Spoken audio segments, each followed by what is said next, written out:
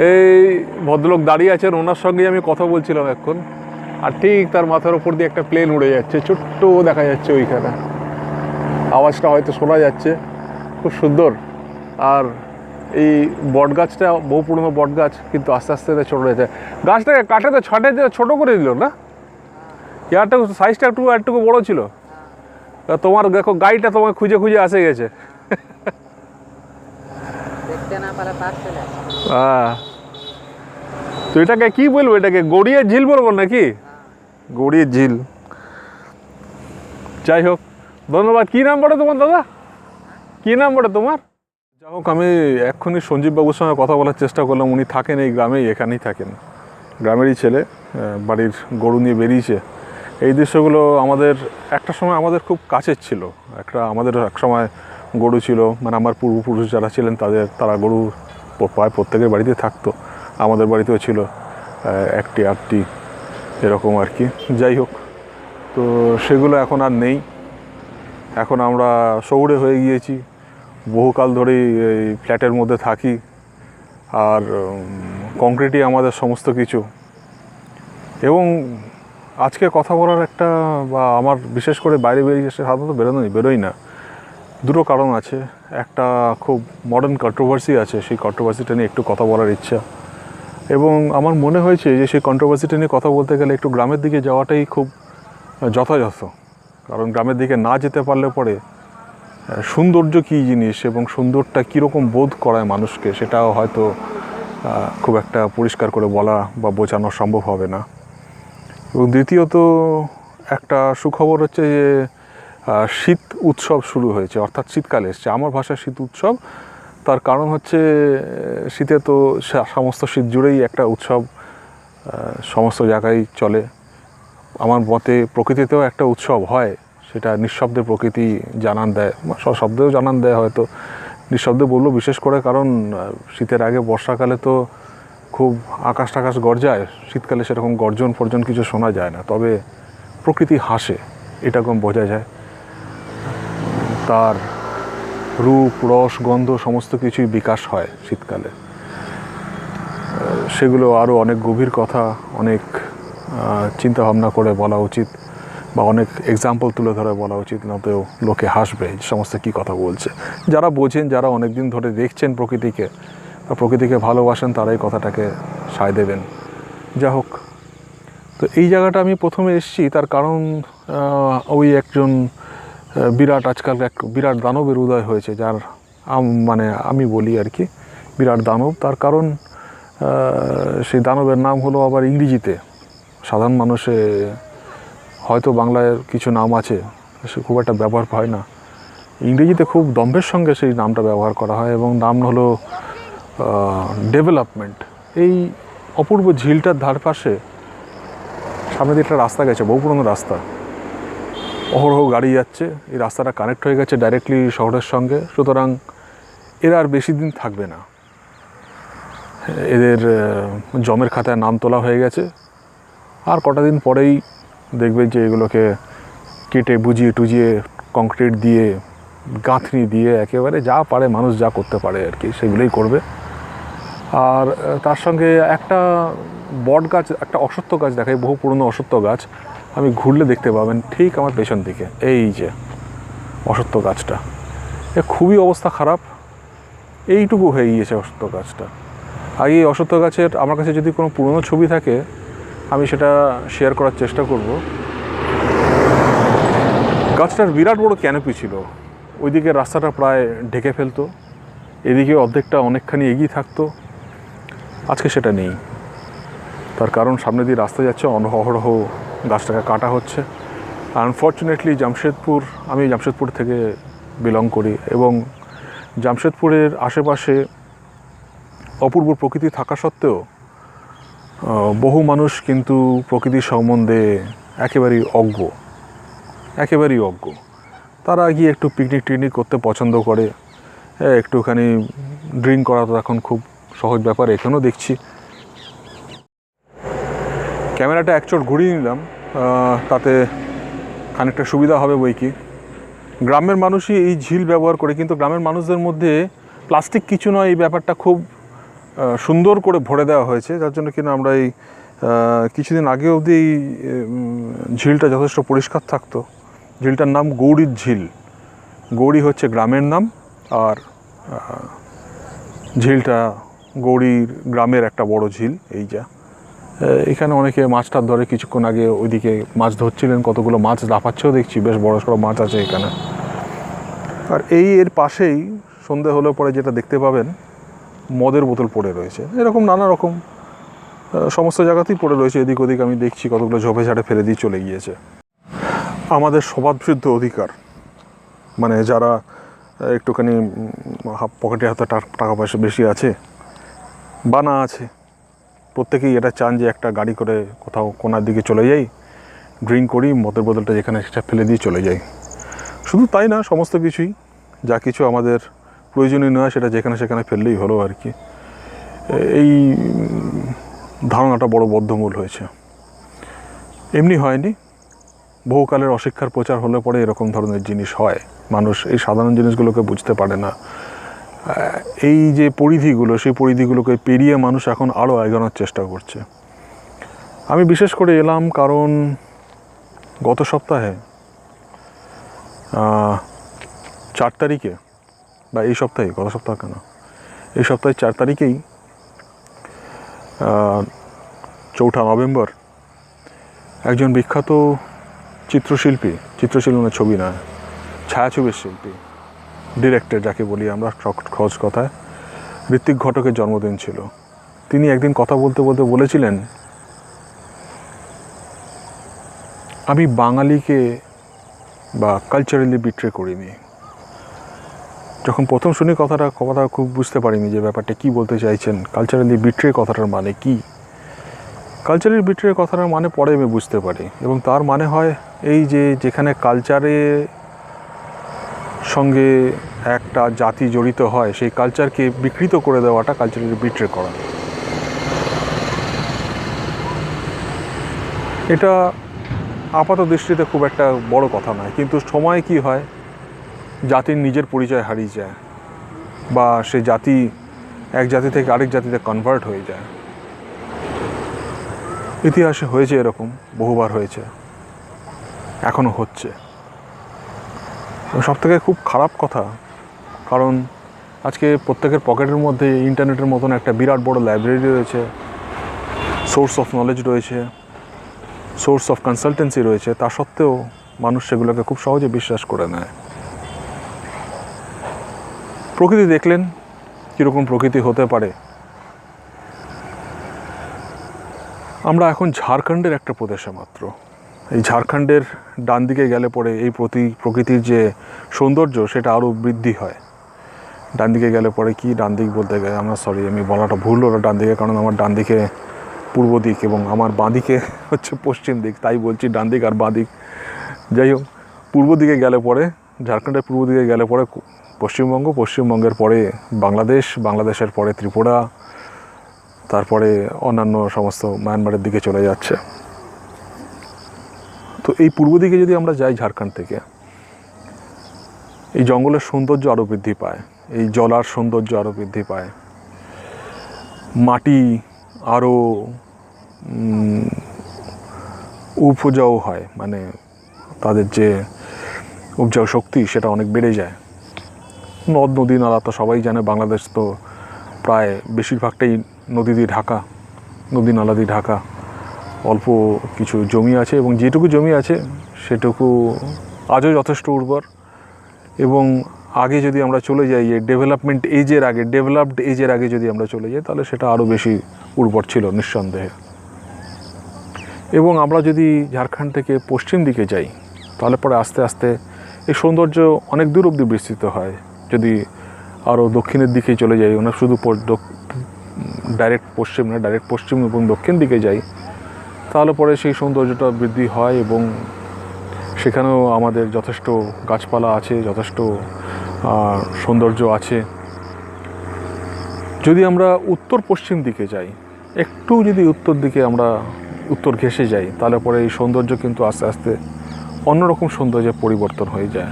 সেটা সেখানে গাছপালার প্রাচুর্যটা কম। কেন? কারণ ওদিকটা ডেজার্ট, রাজস্থানের আমরা ডেজার্টের দিকে যাচ্ছি, মিডল ইস্টের দিকে যাচ্ছি আস্তে আস্তে। যে যা হোক, এই হলো আমাদের জিওগ্রাফিক্যাল পজিশন। তো এই জিওগ্রাফির জন্য কতগুলো জিনিস বাংলায় খুব ভালো হয় আর কি। যেমনি মাটি খুব উর্বর হওয়ার জন্য সেখানে তার ফলন, যা কিছু ফলন খুব ভালো হয়। আবার সঙ্গে সঙ্গে নদ নদী নালা থাকার জন্য মাছ পাওয়াটা খুব সহজ ব্যাপার। এখানেও দেখছি, ওপারে আপনারা দেখতে পাবেন কিনা জানি না, ঠিক এই জায়গাটাতে কিছু লোক মাছ ধরছে ওখানে, নিশ্চয়ই তারা মাছ পায়। প্রায়শই দেখি যথেষ্ট কিছু পরিমাণে লোক এসে এখানে মাছ ধরে।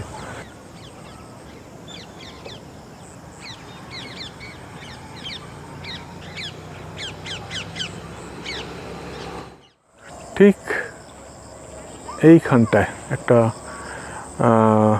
মানে ঝিলটাকে পাহারা দেওয়ার একটা ব্যবস্থা করেছে সম্ভবত, এখানে যারা মাছ চাষ করে আর কি।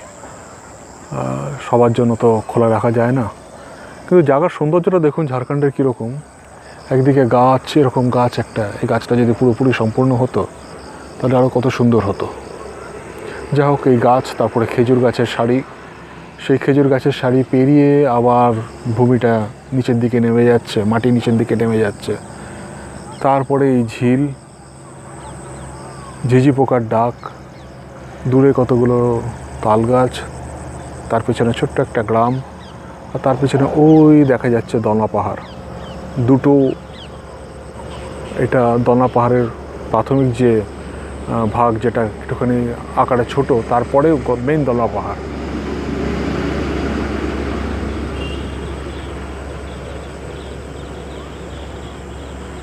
অপূর্ব। এই গ্রামের থেকে অনেক গ্রাম আছে, যে গ্রামগুলো এর থেকে অনেক বেশি সুন্দর। প্রকৃতি সেখানে আরও প্রস্ফুটিত, এবং এই সমস্ত জায়গা, ঝাড়খণ্ড, বাংলাদেশ থেকে শুরু করে ত্রিপুরা অবধি একটা সময় অবিভক্ত বাংলা বলে গণ্য করা হতো। অবিভক্ত বাংলার সাইজটা এতখানি ছিল। আমি কিছু পুরনো ম্যাপ দেখেছি, তাতে বেনারস অবধি এবং প্রায় লখনৌর কাছ অবধি, বেনারস পেরিয়ে লখনৌর কাছ অবধি বাংলার প্রভিন্সের আন্ডারে পড়তো ব্রিটিশদের সময়কার।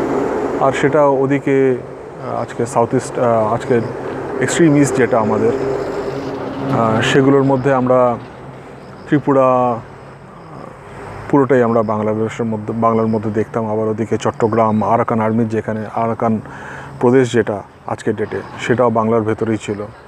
তো এই অবিভক্ত বাংলার রূপ, বাংলার যে সৌন্দর্য, বাংলার যে ভাব, সেগুলোকে নিয়ে রবীন্দ্রনাথ ঠাকুর একটি গান লিখেছিলেন।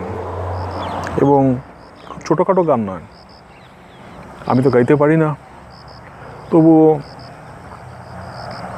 একবার গাওয়ার চেষ্টা করব গানটা।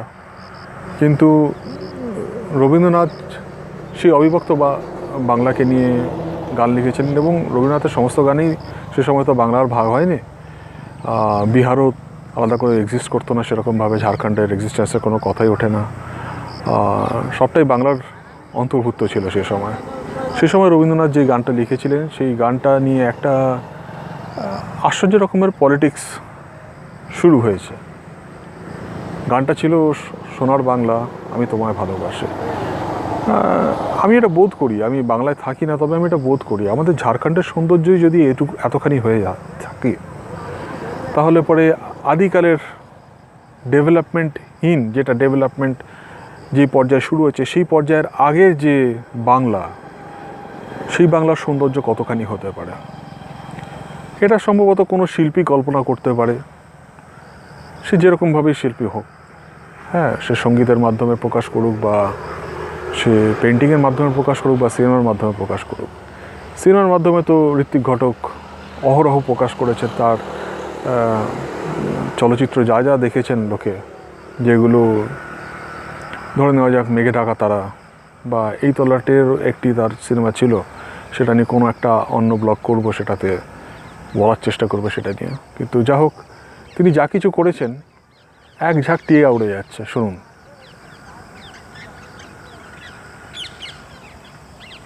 বিউটিফুল। যাই হোক, তো কথা হলো যে এই অবিভক্ত বাংলা নিয়ে তার লেখা গান, সেটা আজকের দেশে আজকের ডেভেলপমেন্ট এসে যাওয়ার পর, মানুষ টাকা চিনে নেওয়ার পর, মানুষ ভীতু হয়ে যাওয়ার পর তারা এই নতুন ন্যারেটিভটা তৈরি করতে পেরেছে যে এই গানটা আমাদের দেশের জন্য নিষিদ্ধ করা উচিত, আমাদের দেশের জন্য ঠিক নয়। কেন? তার পলিটিক্যাল এক্সপ্লেনেশন দেওয়া হয়েছে যে আমরা এদেশে বসবাস করি, যেখানে আমাদের একটা স্পেসিফিক জাতীয় সঙ্গীত আছে, আর ওই গানটা যেটা আমার সোনার বাংলা আমি তোমায় ভালোবাসি, সেই গানটা অন্য আরেকটা দেশের, আজকের বাংলাদেশের জাতীয় সঙ্গীত। তো বাংলাদেশের জাতীয় সঙ্গীত আমাদের মাটিতে গাওয়াটা নাকি ভুল। কিন্তু তারা বোধহয় ভুলে যাচ্ছেন যে এই গানটা এখানেই রচনা করা হয়েছিল, এই মাটিতেই রচনা করা হয়েছিল, ভারতের মাটিতে। অবিভক্ত বাংলা তো ছিল তখন, এবং যা ছিল সমস্তটাই ভারতবর্ষ ছিল। ভারতবর্ষে লেখা গান ভারতবর্ষে কি করে হয় আমি জানি না। তারা কি খান, শুনেছি অনেক কিছু খান, স্পেশাল জিনিস, সেগুলো নিয়ে কথা নাই বা বললাম এখন। কিন্তু সে সমস্ত যে আহারের বা জীবনচর্চার যে সাইড এফেক্ট, সেগুলো বোধহয় সম্ভবত এই ধরনের চিন্তাভাবনা সৃষ্টি করে। যা হোক, এটা একটা ডকুমেন্টেশন থাকা উচিত সাধারণ মানুষের জন্য, আমার জন্যও বটে, যে কখন কোন সময় কীরকম ধরনের পরিবর্তনটা এসেছিল এবং সেই পরিবর্তনের সময় আমরা কি করেছিলাম। এ দুটোই মনে রাখার মতন ব্যাপার, কারণ এগুলোই আমাদেরকে শেপ করে। আজকে আমরা যা হতে পেরেছি, আমরা অতীতে যা ছিলাম এবং ভবিষ্যতে যা হব, সেগুলো আমরা যেগুলোকে মনে রাখতে পারবো এবং যেগুলোকে মনে রাখতে পারবো না, যেগুলোকে বোধগম্য করে নিজেকে শোধরাতে পারবো এবং যেগুলোকে শোধরাতে পারবো না, তার উপরে ভিত্তি করেই আমাদের লড়াট লিখনটা হবে আর কি। তো যাই হোক, আমার খুব একটা মনে হয়েছে আর বেশিক্ষণ সময় নেব না, সন্ধে হয়ে এসছে।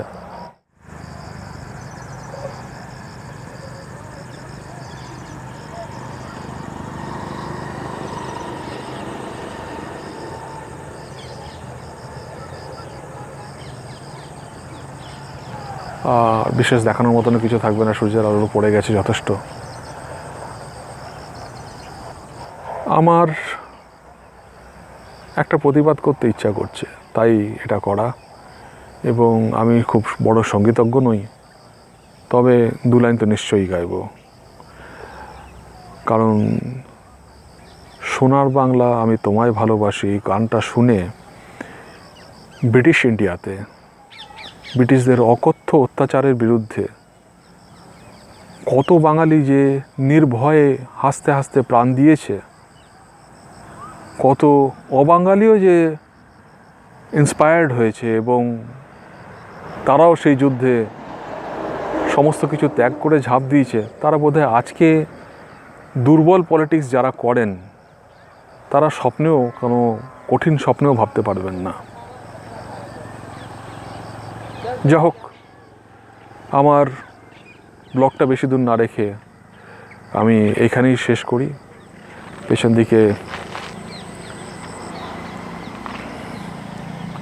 এই দৃশ্যটা বোধহয় সম্ভবত ভালো। আমার সোনার বাংলা আমি তোমায় ভালোবাসি, চিরদিন তোমার আকাশ, চিরদিন তোমার আকাশ, তোমার বাতাস আমার প্রাণে, ওমায় আমার প্রাণে বাজায় বাঁশি, তো সোনার বাংলা আমি তোমায় ভালোবাসি।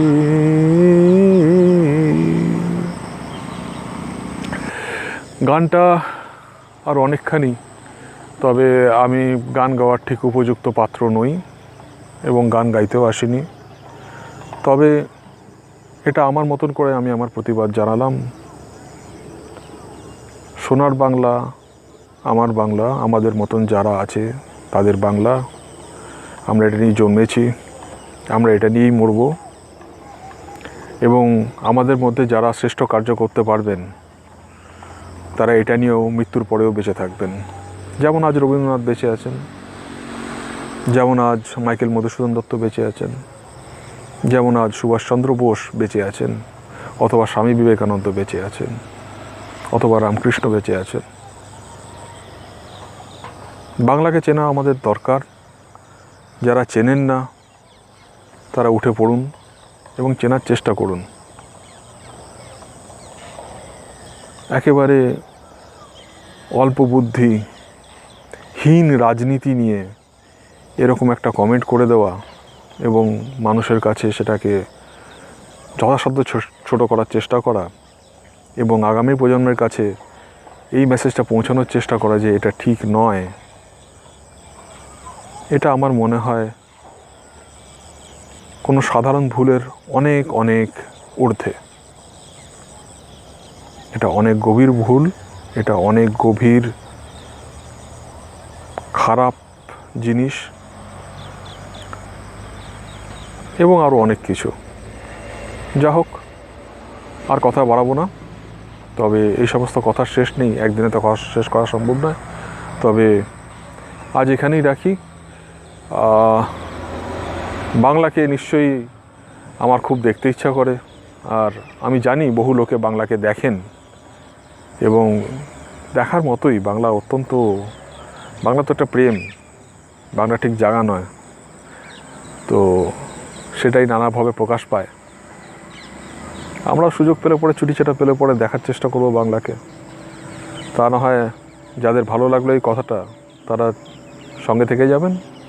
আমরা যেমন যেমন ঘুরবো আপনাদের সঙ্গে সঙ্গে আপনারাও কয়েকবার দেখে নেবেন বাংলাকে। আমার সোনার বাংলা, আমি তোমায় ভালোবাসি। যতদিন বাঁচবো ততদিন ভালোবাসবো, ক্ষমতা থাকলে মরার পরেও ভালোবাসবো। আসি।